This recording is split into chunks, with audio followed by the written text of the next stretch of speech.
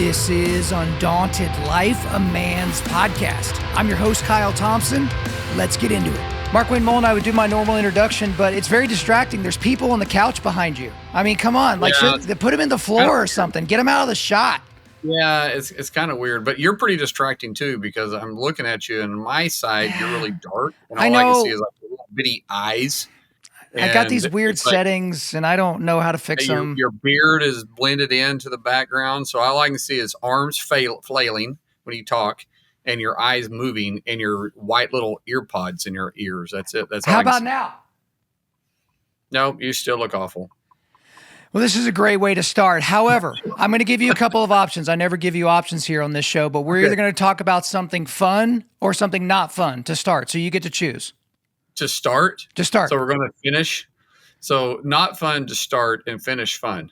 You know what? This isn't your show, so we're going to start with fun. Okay, how about that? I'm driving the ship. I'm the captain now. Okay. What? I said you want bad news first or good news. I always want the bad news first, so I can end on a positive note. I swerved you. We're starting with fun stuff because the state that you represent, MARKWAYNE MULLIN, Oklahoma. We've got us a world championship now because as of Sunday of this week, the Oklahoma City Thunder that we stole from Seattle, sorry about you, they won Game 7, the NBA Finals here in Oklahoma City. The town is abuzz. There's all kinds of crazy excitement and things going on right now. So what are your thoughts as a senator of the great state of Oklahoma, representing the great state of Oklahoma? Super, super, super proud of the state. But I can't pretend like I'm this huge basketball fan because I'm not. I think it's wonderful for the Thunder. I think the vision that Clay had to bring them to Oklahoma. We didn't steal them from Seattle. Seattle decided not to invest in them, and Oklahoma did. We've embraced them ever since they've been here. I was a ticket holder. Our company was a huge ticket holder when they first came in to make sure that they had a sold out arena. Now the fans take it over, and I mean it's one of the best fan bases literally in the NBA. But I'm just being transparent here. I watched my first game on Game 7 Sunday night. I've said this multiple times that we're a wrestling family. We're vertically challenged. There isn't anybody in my family that's over 6 foot tall. Wrestling is what we do. 2 boys wrestle at Oklahoma State. 1 wrestles at OU, and the other 3 girls all wrestle for Bixby High School. And this is our saying: the side-eyed door on a basketball floor, or wrestling mat's door to door. I know you've heard that, but it's still really cool because not only was it exciting, but actually President Trump was trying to come to the game Sunday night too. But obviously some things took place Saturday that prevented that from happening. But he was excited because as him and I were visiting, he was like, this is probably the only NBA crowd I could go to that everybody in the stands still love me. And I was like, that is very true. As far as the NBA game goes to, that place would go nuts if you were there. But because of some world events that took place, he wasn't able to make it. But it was going to be a good surprise. We're going to keep it very quiet. He was going to show up, be announced, and it was going to. I thought the place would go crazy at that point. But anyways, it was neat. That would have been something. My brother. By the way, my brother goes to every single game. He's the one that sits on down by the bench and has the cowboy hat, the blue, cowboy hat that his head is about as big as his hat is. That's my brother. He seemed to be all over the news the last week as a huge fan. He even was going to Indiana and watching them play in Game 6. And I think he went Game 6 and was it Game 2? I think Game 2 was that in Indiana. Is that right?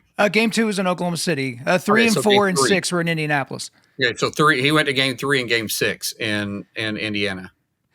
Yeah, he wasn't going to fit in there with the cowboy hat on. I will say, I'm pretty sure he wore the hat in Indiana. He wore that same big, fluffy blue cowboy hat in the Indiana too. And I said, "How'd it go?" He said, "Actually, people treated me like a celebrity. It was fun." Okay, very good. Well, I can say, you gave one reason why Trump didn't show up. The reason he probably didn't show up is because the Thunder star player SJ is Canadian. I don't know that I would have came and supported him. It's just we can't. That's a ridiculous story. No, we want maple syrup. That's all we want from Canada. But we'll keep SGA at least for now.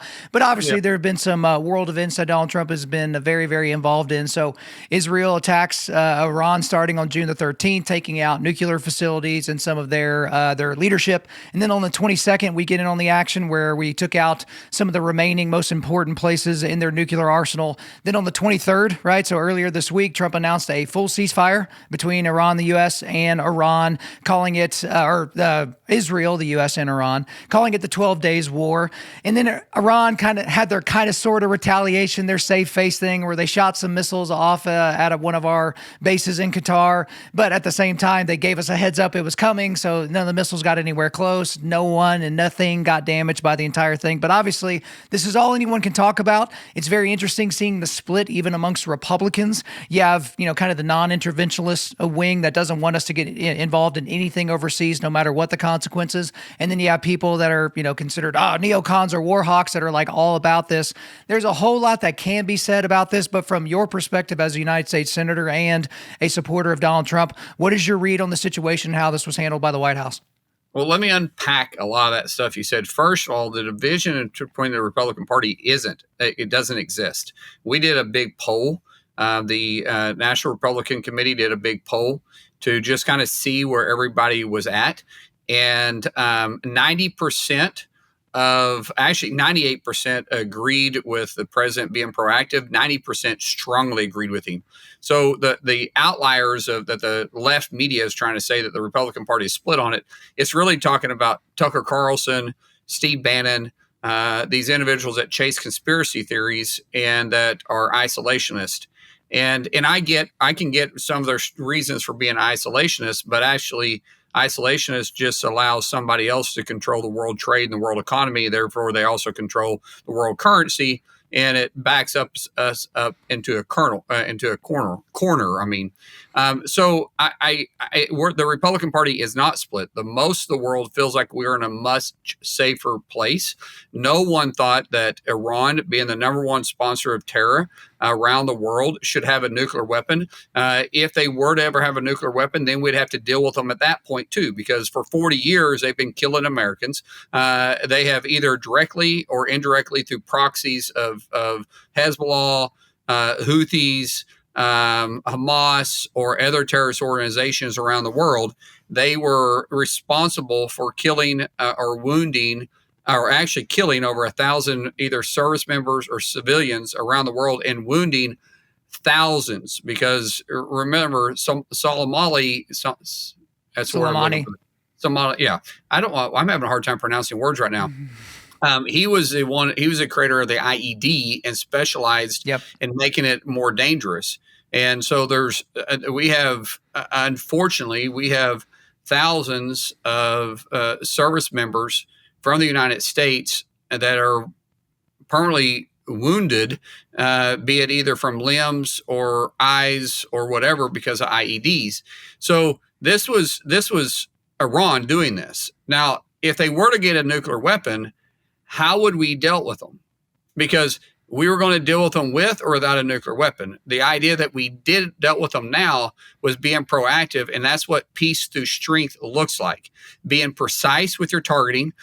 These non-sayers or these naysayers like Tucker Carlson and Steve Bannon saying gasoline's going up to $30 a gallon and we're going to be in a forever war. Well, we wasn't, because the reason why is when we started this fight, we knew exactly what our objective was, and it was to not cause regime change. That's up to our Iranian people. It was to eliminate their nuclear systems so they could not ever have a nuclear weapon. Now, we can take out their facilities. We can't take out the knowledge. The knowledge they have still exists, so there's still going to be more work done to prevent them from rebuilding their process.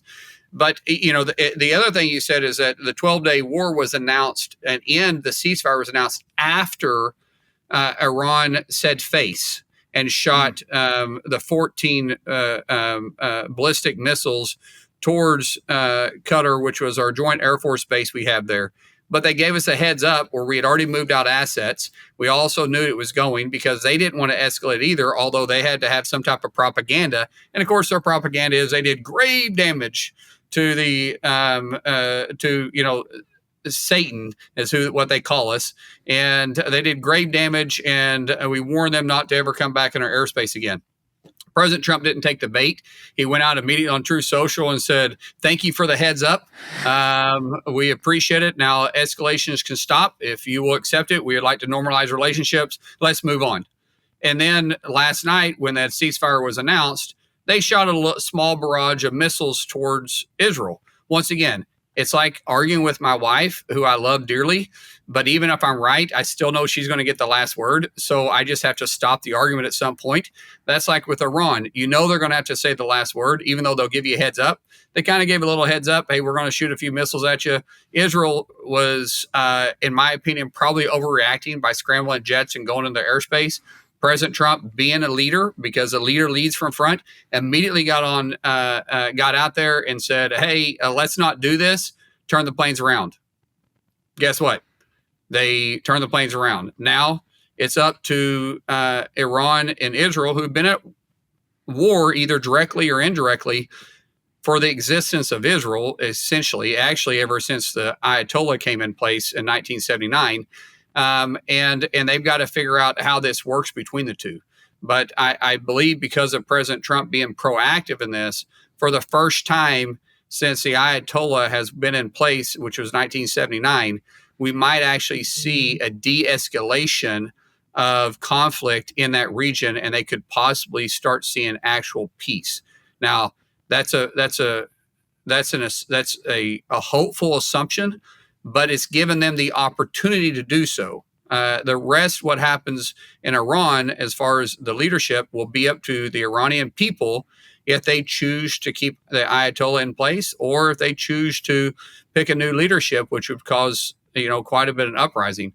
One other thing I want to point out to this, for some people that may not understand the history of Iran, prior to 1979, when we had the Shah in, and prior to that, going all the way back to the 50s, when they had more of a democratic leader chosen, they were actually an ally of ours. Actually, they were considered a Western state in the Mideast, where they had more resemblance with us and was very pro-Western with their approach to society and their approach to leadership than any other country in the Mideast, other than when Israel was getting stood up.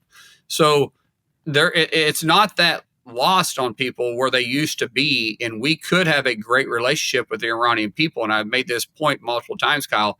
This fight was never towards the Iranian people. This fight was towards the regime that has been aggressively attacking the United States for 40 years and eliminating their nuclear program. That's what this was about. We did it. We got in, and it's an opportunity for peace now. Hey guys, real quick. A consistent question that I am asked is, Kyle, what is your diet? People want to know if I'm tracking macros or if I'm doing keto or something like that, but I track one thing. I try to get 1 gram of high quality protein for every pound of body weight. And so for me, I eat red meat every single day. Pretty much for lunch, I eat a pound of red meat every single day to get over 100 grams of high quality protein. And guys, I want you to be able to get the same thing for you and your diet. That's why I want you to use the official beef delivery partner of Undaunted.Life, and that's Primal Beef. Primal Beef is a cattle operation owned and operated by Sean Glass. He's a retired Navy SEAL that partnered with Jocko Willink, yes, that Jocko Willink, to launch Primal Beef. So what makes Primal Beef different from the other beef delivery companies? It's a combo of the following. It's all American Black Angus cattle. The beef comes from one farm, and that's in Virginia's Shenandoah Valley. The beef is all natural, no hormones ever, no antibiotics ever, no mRNA ever. After slaughter, the entire carcass is dry aged and then hand cut by artisan butchers and then flash frozen to ensure that it maintains tenderness, marbling, and flavor. And here's another cool thing. For every box sold, Primal Beef donates meat directly to a member of America's Special Operations Forces through the C4 Foundation. So you can take pride in knowing that your purchase will help put literal food on the table for America's finest warriors. Are you salivating yet? If not, it's probably because you're a vegan. Stave off veganism and try Primal Beef out today by going to www.primalbeef.com. That's primalbeef.com. Use the promo code Kyle to get $25 off of your first order. Again, that's primalbeef.com, promo code Kyle to get $25 off your first order. And so with that in mind, and I've said this before, I think the idea that there will be lasting peace between Israel and Iran is a bit foolish because Iran's express purpose for existence is destroying their great Satans, which are Israel, the Jews, and America. Not Iran, the Ayatollah's regime. Not right. Iran. So let's talk about regimes. So you have the peace process.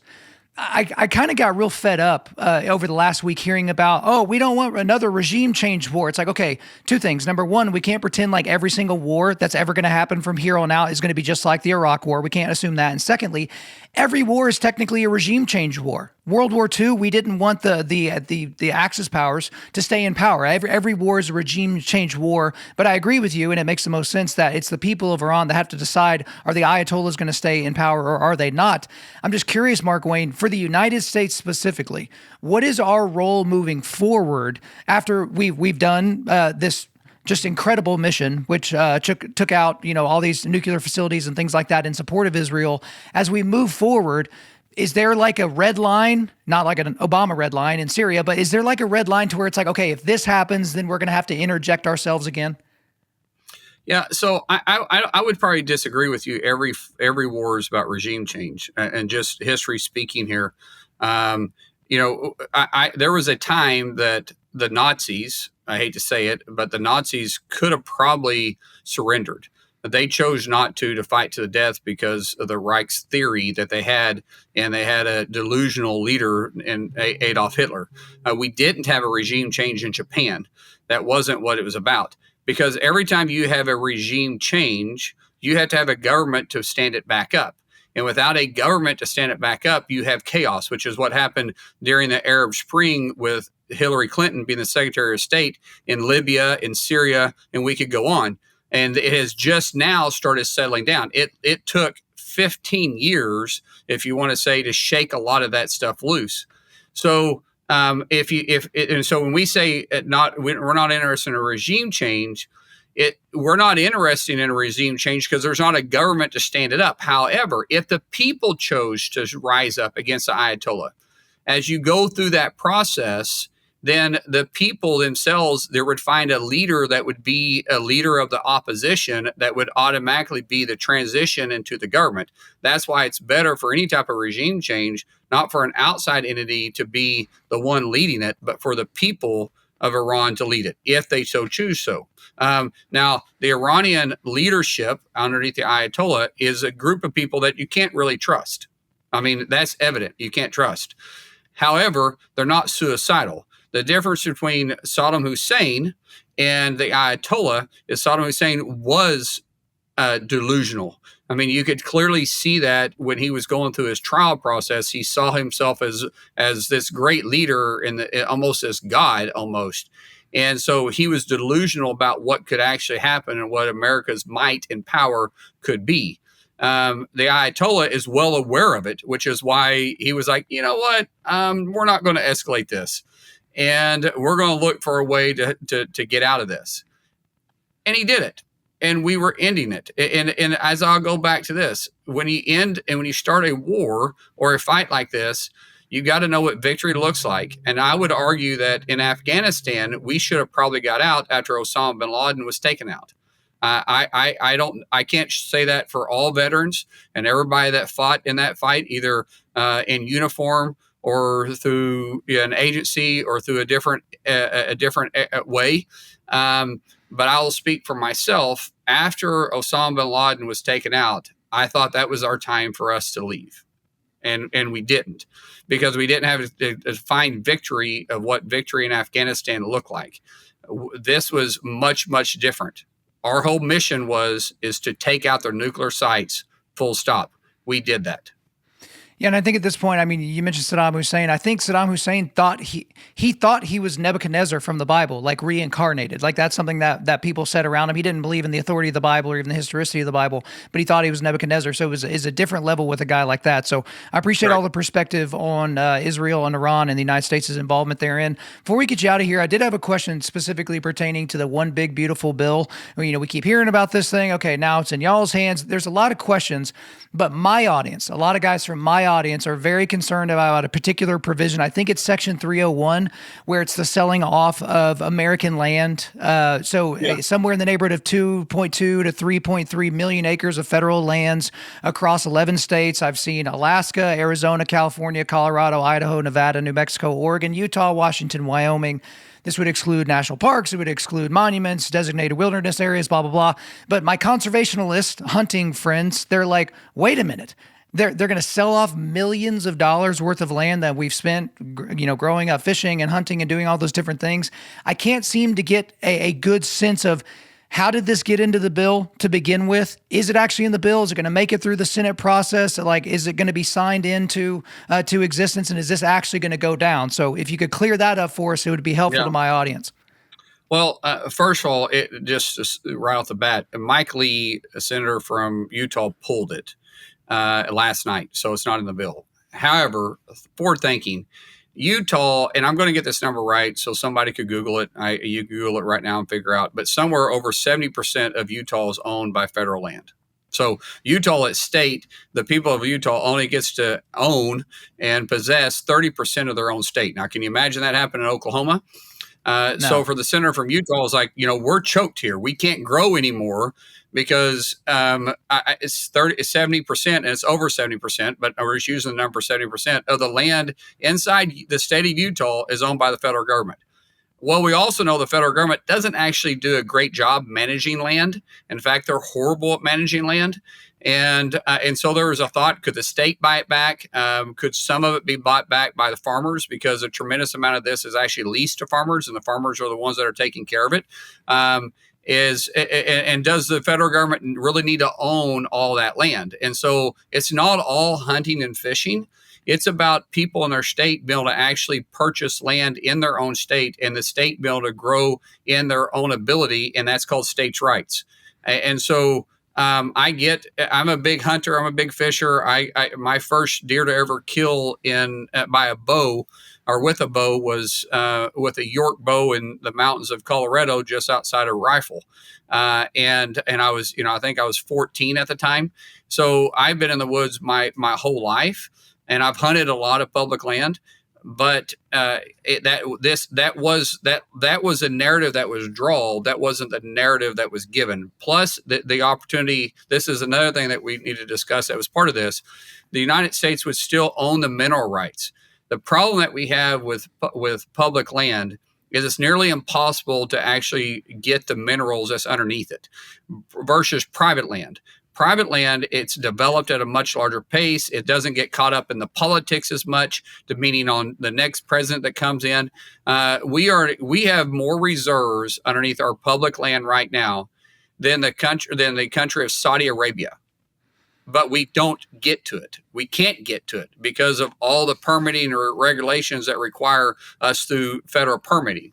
So the thought is that this is a way that we could start an American fund to pay down a tremendous amount of our debt, not just by selling the land, but by allowing it to be developed by private developers, and then we still own the mineral rights, much like any landowner, where the mineral rights and the royalties coming off that would come to the United States of America, and we could start using it, as I said, to pay off our debt and to get our budget balanced.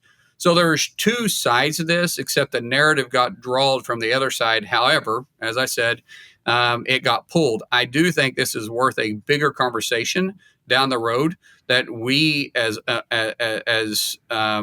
Americans, that basically, I guess you can say, we own the public land, could have the conversation: what's the best use of it, and should the federal government own that much land in any state, or actually have the debate of how much acreage does the United States own, the government of the United States own across the United States as a whole, because it wouldn't fly, as I said, inside Oklahoma at all if that was the case.